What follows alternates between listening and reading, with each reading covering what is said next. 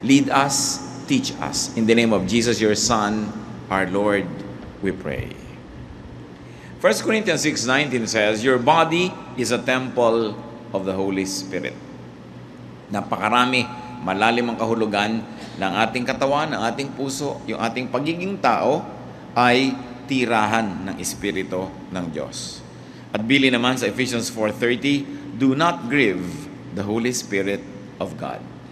So nakatira sa puso ng tao ang Espiritu ng Diyos at kabilin-bilinan, huwag palungkutin, huwag pagluksain, huwag bibigyan ng at tatanggalan ng sigla ang Espiritu na nasa atin. How to feel good inside? First of all, be clean. It's very important to be clean. Lalo tayo mga Pilipino, mahilig talaga tayo sa hygienic practices. Kahit ano pa ang kalagayan mo, pag hindi ka nagsipilyo, parang you don't feel happy. So, ang mga empleyado, makikita mo after lunch break, kanya-kanyang sipilyohan sa mga lababo, sa mga banyo, kung saan-saan. Kahit konti na lang ng tubig, ipampapaligo yan. Ano? Kaya, mahalaga clean. But that's physical cleanliness. What more, yung spiritual cleanliness. So, be righteous if you want to feel good inside. Listen to your conscience. Listen to the inner voice. Sabi sa 1 Timothy 1:19, some have rejected good conscience and so have shipwrecked their faith. Pagka hindi tayo nakikinig sa konsyensya at dahil may espiritu na nasa kalooban natin na nauuhaw, nadidiliman, nasisikipan, nahihirapan, nawawala yung ating saya, yung ating ginhawa ng kalooban, we don't feel good inside. A bad conscience makes you feel miserable. Kaya mayroong mga tao na kahit na magtagumpay, kung alam nilang nandaya sila, mayroong small voice speaking to them. Kahit na parang mayaman ka, marami kang kinita, pero alam mong may dinaya ka, mayroong nagsasalita sa'yo. Hindi makukumpleto ang iyong kaligayahan. So that's the first requisite for us to feel good inside. Be clean spiritually. And then be nourished by God's Word. Yung po mga bagong-bago sa Panginoon, bagong Kristiyano, bagong nagsimula na mag-aral ng Biblia, ito ang pinagkaiba nila doon sa mga dati na. Lagi sila nagbabasa, nauuhaw, nag-aaral. Kaya merong apoy na mainit, merong sigla, merong lakas na espiritual, yung mga bagong-bago ang relasyon sa Panginoon. Sadly, many people who are already in the Lord for many, many years begin to lose the habit of reading God's Word. Kung minsan nagiging dependent na lang sa mga instant Bible study guides, mga instant inspirational guides, at hindi na talaga napag-aaralan at nababasa yung salita ng Diyos. It's important for us to feed on God's Word. Why? Because there's the Holy Spirit in you. Kung yung katawan natin, pinapakain natin ng physical food, physical drink, yung spirit naman sa atin, kailangan pakainin mo ng God's Word. It's very important. Many people who begin to wonder why they have lost the initial joy of their relationship with God will find that most of the time what is neglected is Bible reading. Yung Bible reading na hindi nagmamadali, yung talagang naghahanap ng katuruan, ng mga utos na susundin, ng mga bagay na dapat tigilang gawin, mga bagay na dapat simulang gawin, at mga pangako na dapat ay angkinin. Psalm 119:105, your word is a lamp to my feet and a light for my path. You know that light gives comfort. A lamp gives you security. And very importantly, God's Word detoxifies. Marami ng uso ngayon. Bismillah, uminom ka ng ganitong herb, uminom ka ng ganong gamot, gawin mo ito, gawin mo yan, para alisin yung mga lason sa iyong katawan. Para daw luminis ang ating dugo, luminis yung ating circulatory system, lahat-lahat ng yan. Pero ang talagang panglinis ng mga spiritual toxins ay yung salita ng Diyos.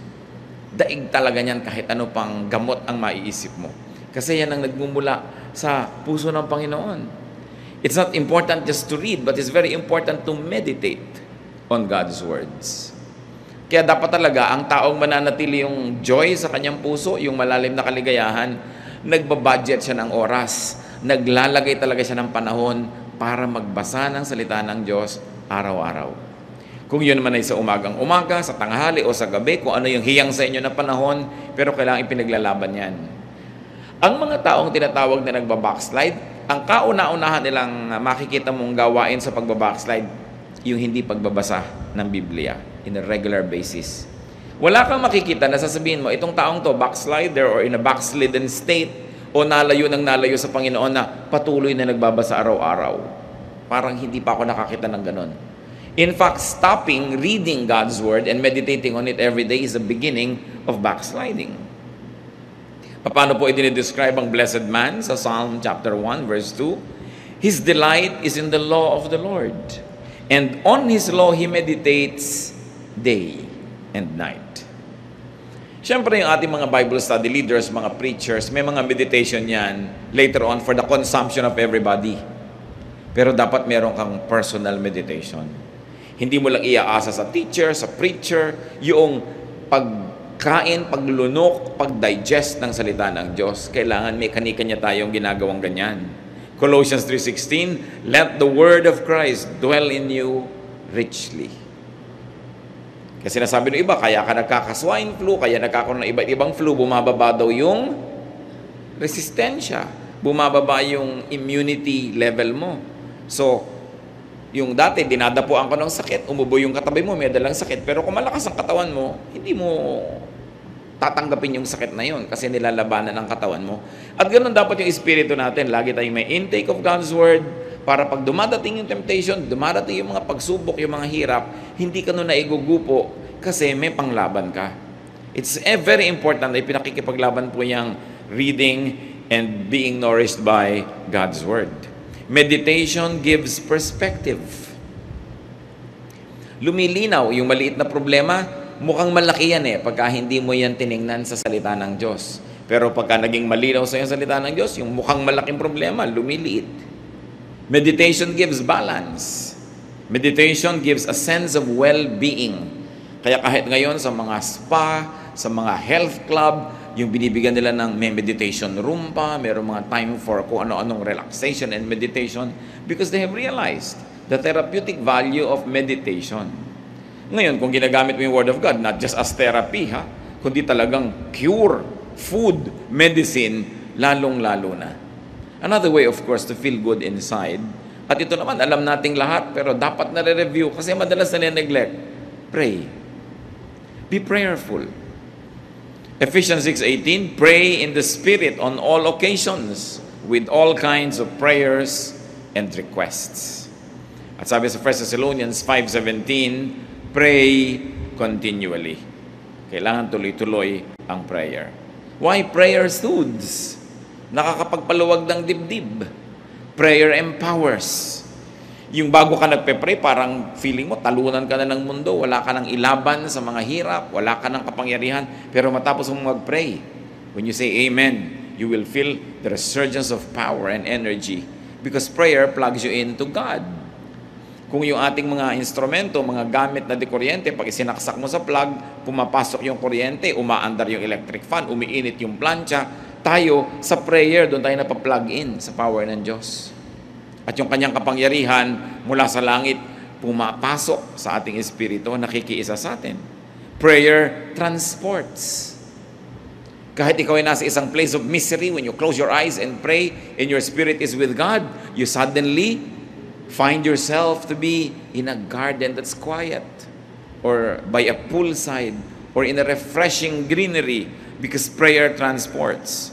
Prayer allows us to transcend physical limitations.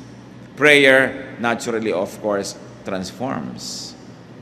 Dapat ang tao, pag ganito yung kalagayan niya, tas nag-pray siya, pag dilat ng mata niya, pag sabi niya ng amen, hindi na ganun yung kalagayan niya, naiba na siya.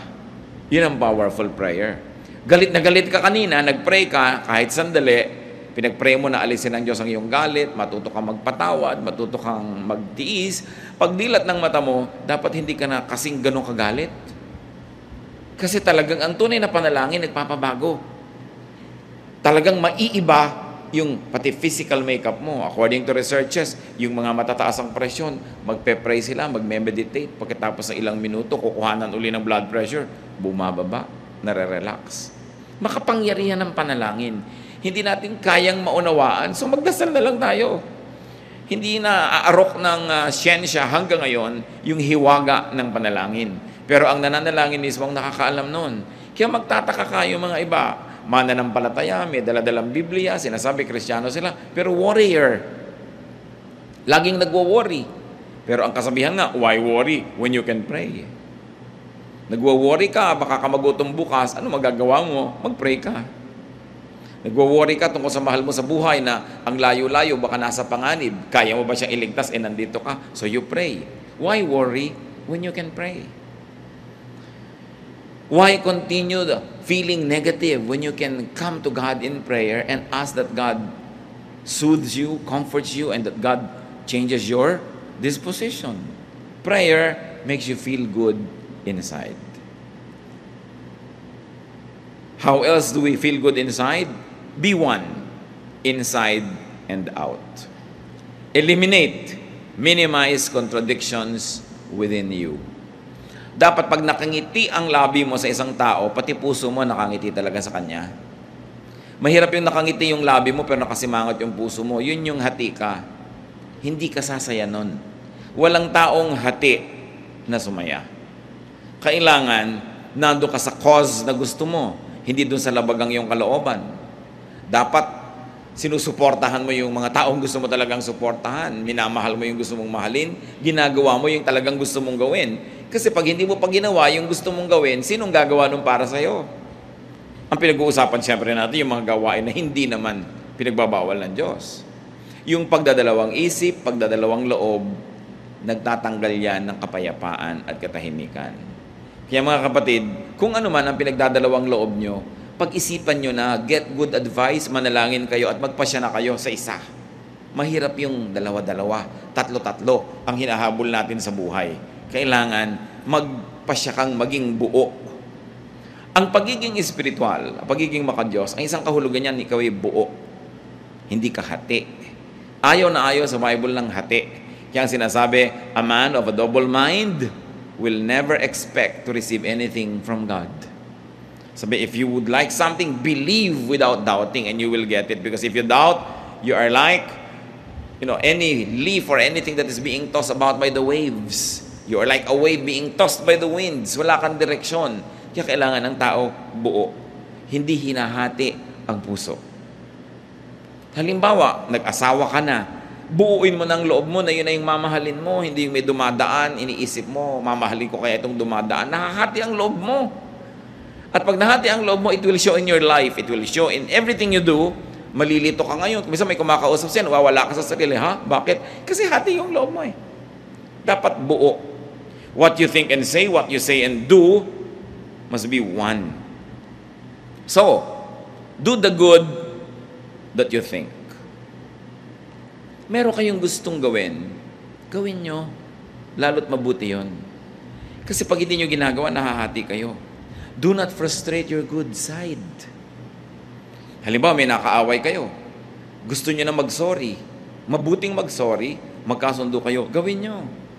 Hindi yung pinipigil kayo ng pride. Nahahati kayo. There's a part of you na gusto nyo gawin yung tama. Merong humihila sa inyo na huwag mo gawin yung tama kasi yung pride mo, paano naman, huwag mo mukha kakawawa, etc. etc. Hati. Hindi sasaya ang isang taong hati. Ikaw man at biyanan, may manugang ka, tanggapin mo na naging anak mo na rin yan. Kasi kung dalawang loob ka, tatanggapin ko ba o hindi? So may mga araw na natutuwa ka sa kanya, may araw na hindi, may araw na ang sungit-sungit mo, may araw na sweet ka naman, kasi hati. You've got to decide. And there are things you don't even have to decide about. We just have to accept them. Katulad ng sinasabi ko, biyanan mo, manugang mo, tatanggapin mo na yan, wala ka ng choice. Bakit mo palilituhin ang sarili mo kung magiging devoted ka ba, mamahalin mo ba, papadalhan mo ba ng ulam, susuportahan mo ba? Gawin mo na lang yung tama kasi laging may nagtatalo sa kalooban natin. Yung maganda at yung hindi maganda. Kailangan pa ba naman nating ipaliwanag na yung maganda ang siya nating gawin? Sabi ng Panginoon sa Matthew 12:25, Jesus said, every kingdom divided against itself will be ruined. And every city or household divided against itself will not stand. Kung ang isang kaharian na hati ay matutumba, kung ang isang bahay na hati ay guguho, ano ang mangyayari sa isang puso na hati? Kaya dapat hindi hinahati ang puso. Huwag na nating lilituhin ang ating mga sarili. At kabaligtaran ng do the good that you want to do, bakit natin pinag-uusapan to? Marami pong tao, alam nila yung magandang gawin, gusto nilang gawin, pero may pumipigil sa kanila. Mga tatay, gusto nila halimbawa akbayan yung anak nilang lalaki na maging tender and nice sila sa anak nila, pero hindi, this is not the macho thing to do. So, pinipigil yung paggawa ng mabuti. Why? It's good. Hindi mo naman laging pwedeng yakapin yung anak mo, hindi naman laging available. So, why not do it? Marami din mga anak gusto mag-express ng pagmamahal nila sa parents nila, hindi ma-express. Pero sa kaibigan, ang dali-dali mag-express. Pero yun lamang, yayakap ka sa magulang mo, magkikis ka, hirap na hirap ka rin. Bakit? Maganda naman yun. Huwag hatiin. And do not do the bad that you do not want to do. Alam naman natin yung masama, alam natin ayaw natin gawin, pero madalas nagagawa. Romans 7:19, for what I do is not the good I want to do. No. The evil I do not want to do, this I keep on doing. Sabi ni Paul. Ako na nga, sabi, ito yung gusto kong gawin na mabuti, hindi ko nagagawa. At yung ayaw kong gawin na masama, yun na lang ang madalas na nagagawa ko. Hati. Dapat hindi ganon. Walang taong sasaya paghati siya. Meron pa pong isang nagpapasaya ng kalooban. Again, premise on the fact that the Holy Spirit of God resides in us, that we were created in God's image. You want to be happy inside, you want to feel good inside, be noble. Nourish your nobility, your greatness. Nourish your God-likeness. Genesis 1:27, so God created man in His own image. Ang ating wangis, wangis ng Diyos. Ang espiritu natin, espiritu ng Diyos na ibinigay sa atin. Ginawa tayo upang maging mahalaga, mataas ang uri. Psalm 139 verse 14, I praise you because I am fearfully and wonderfully made. Romans 8:29, for those God foreknew, He also predestined to be conformed to the likeness of His Son. Tayo, kamukha ng Diyos, nilikha, ginawang tao, naligaw, na iba yung itsura, pero ang goal ngayon bumalik na maging kamukha uli ng Diyos through the Lord Jesus Christ. So ano ang purpose ng buhay? Maging kamukha uli ng Diyos. Maging kapareho ng Diyos ang isip, ang puso, ang gawain. At ang tao, pinakamasaya pagka yung kanyang wangis, yung gawa niya, yung sitwasyon niya sa buhay, malapit sa wangis ng Diyos. Kasi yun ang likas, yun ang totoo, yun ang natural sa atin. Parang mga baboy, ano ay kinakatuwa niyan? Maglublob sa putik. Kalabaw, ano ay kinakatuwa? Maglublob sa tubig at sa putik. Kasi yun ang nature nila Baboy sila, kalabaw sila. Diba? Ano ang ikinaliligaya ng ibon? Lumipad. Kaya ibon man may layang lumipad. Kulungin mo at umiiyak. Kasi nature niya yon na lumipad. Anong nature ng tao? Maging kamukha ng Diyos. Kasi nilikha tayo na kamukha ng Diyos. At nung tayo'y nadapa at naligaw, kaya si Jesus ay namatay para sa atin tayo tubusin, para makabalik tayo dun sa daan, pagbalik dun sa pagiging kamukha muli ng Diyos. So what is the goal of life? Christ-likeness. At kung gusto mo to feel good inside, be Christ-like, be God-like, be noble. Maging kagalang-galang. Kaya di ba pagka ikaw ay dumarating at binibati ka ng maganda, you feel good, ginagalang ka? Pero pag binabastos ka, you feel bad. Why? Kasi hindi natin nature na bastusin. We were created in God's image. Kaya pag binibigyan ka ng halaga, inaalok, binabati ng good morning, birthday mo, naalala, lalo't may regalo, tuwang-tuwa ka. You know why? Because pinapahalagahan ka. Kasi tayo ay mahalaga. Sino ngayon ang taong lulungkot? Yung hindi niya pinahahalagahan ng sarili. Yung pinapayagan niya na maging siya ay basahan dyan, binabastos-bastos, binabaliwala. Walang taong sumasaya na ganun kasi hindi yun ang ating likas. What then should we do? No?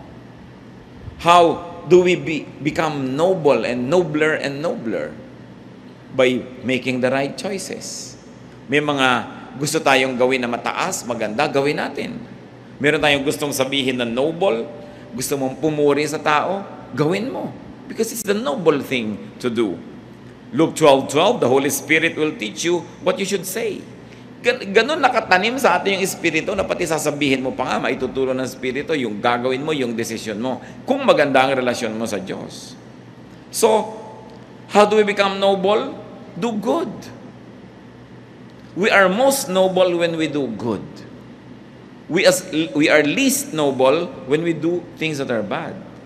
Kaya nakikita nyo yung mga nahuhuli sa akto na gumagawa ng mali. Pinagmamalaki ba nila yun? No. Kasi hindi yun ang gusto natin na malaman ng tao tungkol sa atin. Kasi hindi tayo talaga ganun. Dapat maging mabuti at maging mabait. Because that is what is noble. Yung mabuti, inclination yon. This is the nature of the heart, mabuti. Yung mabait is kabutihan in action, nagiging kabaitan. So mabait ka, mabuti ka. Mayroong mga taong mabuti pero hindi mabait. Mabuti sila, hindi sila gumagawa ng masama. May intensyon silang gumawa ng mabuti pero wala namang action. Kailangan may action. Yun ang kabaitan.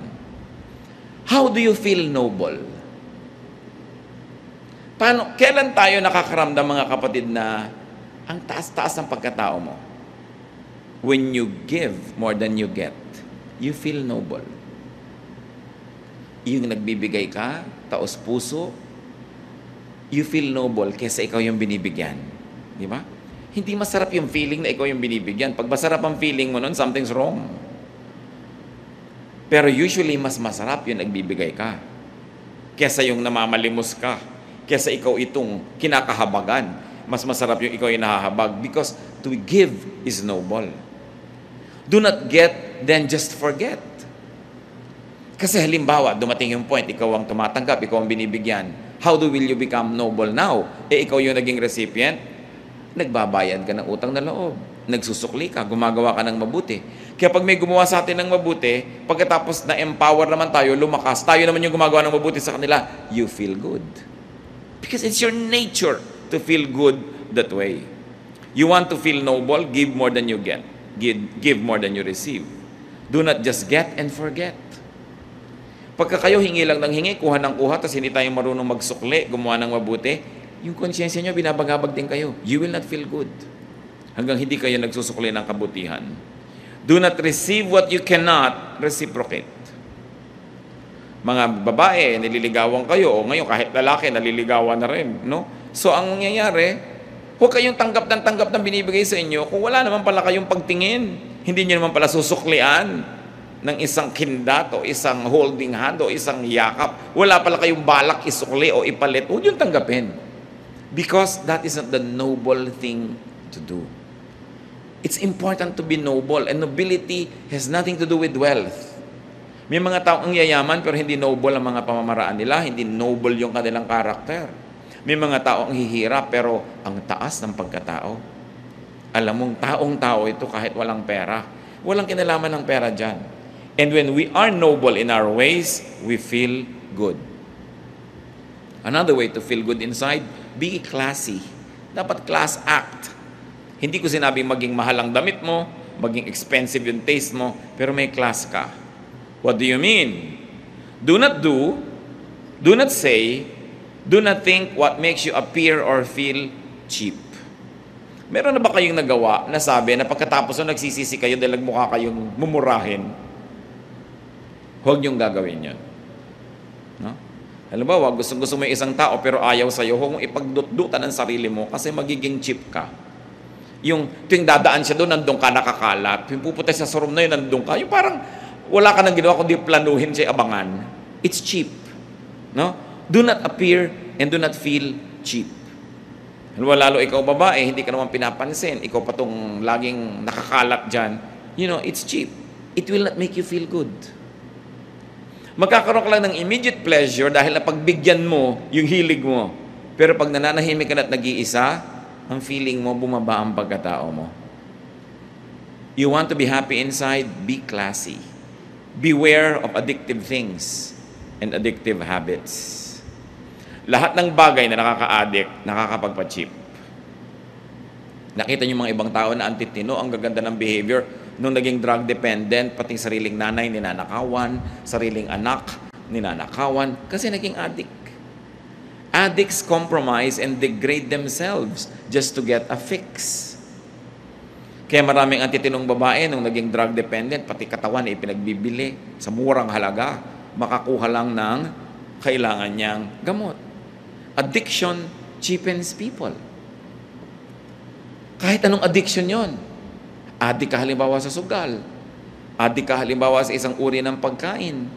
All kinds of addictions.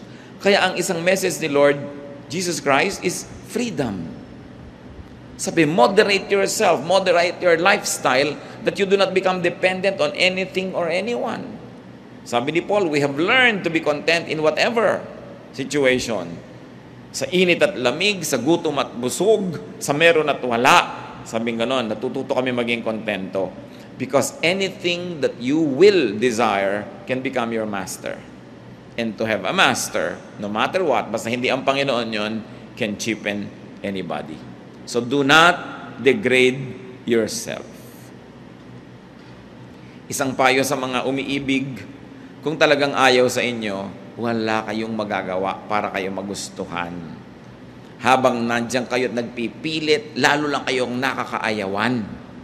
At lalo lamang bababa ang pagtingin sa inyo, lalong lumalayo yung pag-asa niyong magustuhan kayo. Subukan yung talikuran at iwan, baka sakali pa. Pero yung hahabol-habol ka, wala kang pag-asa. Paminsan-minsan baka pagtiyagaan ka, lalo't wala namang ibang tao, pero gusto mo yung pinagtsatsagaan ka lang, o pinagbibigyan. So kung ayaw, di wag. If you don't like me, we both lose. Dapat ganun ang policy mo. Do not allow others to degrade you. Save yourself from degrading situations. Katulad nung kwento sa Luke 15, 13 to 18, yung prodigal son. Anong ginawa niya? Hiningi niya yung mana niya, nilustay niya, pagkatapos naghihirap siya sa isang foreign land, naging trabaho na lang siya doon, taga-alaga ng baboy. Hindi naman siya pinapakain, kinakaingitan pa niya yung baboy dahil kumakain sa oras, siya hindi. So, nagising siya sa katotohanan. Sabi niya, hindi ito dapat. So, ganoon, uuwi ako sa tatay ko, hihingi ako ng tawad, at mamamasukan na lang ako sa kanyang katulong. Kasi ang mga katulong ng tatay ko are better fed than I am. So, ganoon, tatanggapin ko yung aking pagkakamali, hihingi ako ng tawad, but I will stop the situation from degrading me. Kung meron sa atin ng mga kapatid, nasa isang situation kasi very degrading, get out of it. Halimbawa, hindi naman kayo ang asawang tunay, tapos mga 3 times a year lang kayong sinisipot, no, sa ilalim pa ng silong ng Fort Santiago. Nakaka-degrade yun sa inyo. Bakit hindi niya kayo mabigyan ng panahon niya? Bakit iaabang niyo yung buong sarili niyo sa kanya? Diba? You degrade yourself. You deserve a better treatment. You have only one life to live on this earth. There is eternal life, yes, but here only one. So bakit mo papayagan na nadadaya ka? Yung hahabol-habol ka sa hindi naman pwedeng managot sa'yo. Kinocommit mo yung sarili mo sa hindi naman nagko-commit sa'yo. That's not the way to deal with yourself. You know why not? Because you are fearfully and wonderfully made. You are the temple of the Holy Spirit. God's Spirit dwells in you. So huwag nating kalad ka rin sa pagiging mumurahin. Kailangan pinapahalagahan natin ang ating sarili. Nandun na tayo, paminsan-minsan nagkakalimot tayo, nagkakamali, nabubulag ng damdamin, pero dapat hindi nagtatagal. Alam mo dapat yung ginagawa mo, walang kakauwian. Kung nakikipag-business partnership ka sa isang paraan na talagang yung pagkatao mo, yung paniniwala mo, prinsipyo mo, nilululun mo na dahil hindi mo talaga masikmura, get out of it. You are in a relationship that doesn't have any respect for your personhood and your dignity, get out of it. God has something better for you. Kung minsan nadadaya tayo na yun na lang ang pag-asa natin, akala ng iba, ito na lang magmamahal sa akin, wala nang iba, so hindi baling ginaganito na ako. Hindi yung totoo. Alam ng Diyos ang ating sitwasyon. At meron tayong katapat na mas bagay, katapat na hanap buhay, katapat na trabaho, katapat na profesyon, katapat na kaibigan, kasama sa buhay, kasama sa bahay. Don't settle for what is not very good for you. And those that do not settle for nothing but the best, usually get the best. Kailangan tinataasan din natin yung ating standard.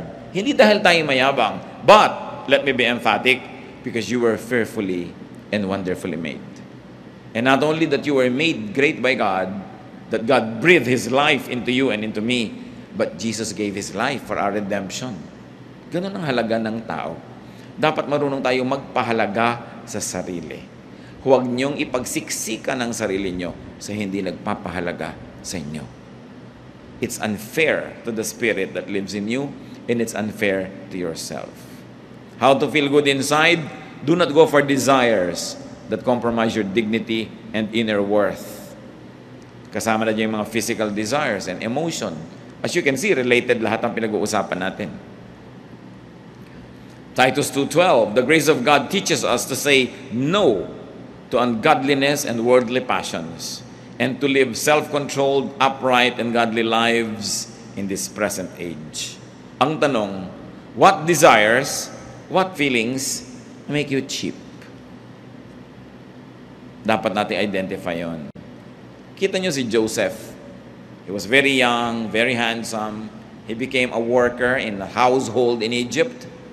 At yung misis doon sa bahay na yun, nagkagusto sa kanya, lagi kasing wala si mister, so inaakit-akit niya si Joseph. Genesis 39, 6-8. Now Joseph was well built and handsome, and after a while his master's wife took notice of Joseph and said, "Come to bed with me." But he refused. Kita ninyo si Mrs. Potiphar was refused by a slave boy. So why put yourself in a situation where you can be refused? So in a manner of speaking, because of her desire, she cheapened herself. But of course, Joseph being a man must have also the desire. But mas pinahalagahan niya yung dignity niya. Tsaka yung relasyon niya sa Diyos. Sabi niya, how can I do this and sin against God? No? So hindi niya pinatulan itong nang-aakit sa kanya. Sa Luke 4:3-8, ganyan din ang nangyari sa Panginoon. Inaakit ni Satanas na sumamba sa kanya, bibigay ko to sa'yo, bibigay ko to sa'yo, bibigay ko to sa'yo. Sabi ni Lord, get behind me, leave me.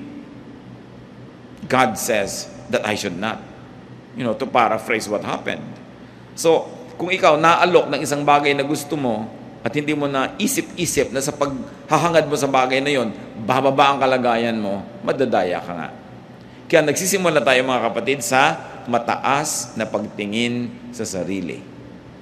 Hindi pagyayabang, hindi pride, but to remember who you are, that you are God's child, that you were created in God's image, and Jesus died so that you could be like Him again.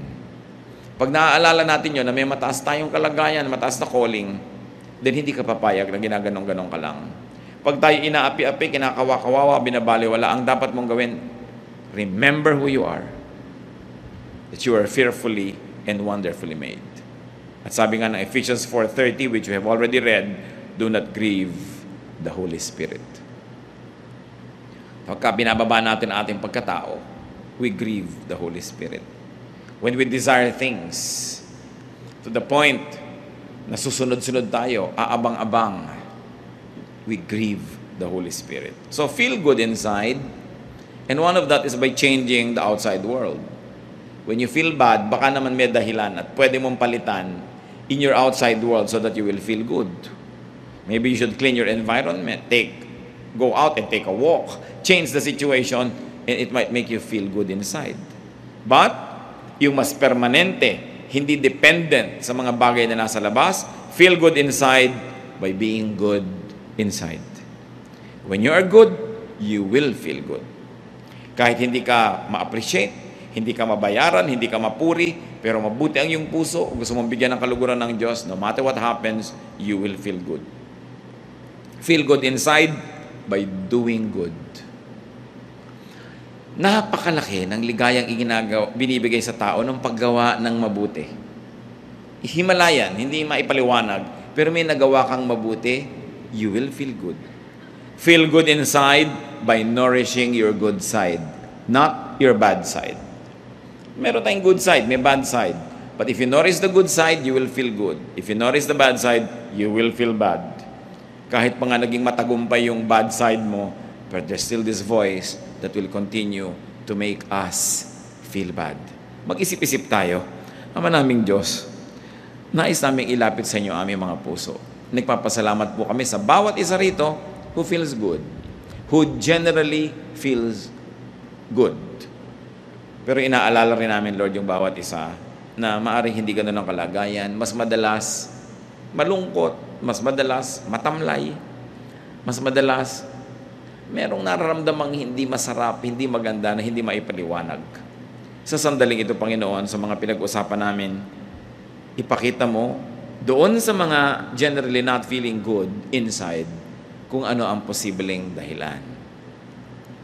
Ipakita mo sa amin kung ano ang mga ginagawa namin, Panginoon, na nagiging dahilan din kung bakit yung pakiramdam namin ay hindi masaya, hindi magaan, hindi nakakaluwalhati sa iyo. We are very thankful for each one who feels good, but for each one who doesn't, we pray that your wisdom will prevail, that you will teach us to identify the root causes of these ill feelings so that they may be uprooted and we will have a change of heart and our lives will be peaceful, lovely, and enjoyable. Magbulay-bulay tayo mga kapatid. Kung meron tayong mga ginagawa, iniisip, pamamaraan, lifestyle that contributes to not feeling good. At ipagpasalamat din natin sa Panginoon yung mga tama nating ginagawa. Sa mga 7 natin pinag-usapan, surely we will be able to identify things that make us feel good and the opposite that makes us feel bad. Madadaya tayo sa bawat panahon that we don't feel good inside. We will not always feel good outside. Kung minsan may sakit ang katawan natin, masakit ang ulo, masakit ang paa. But what is important is to feel good inside.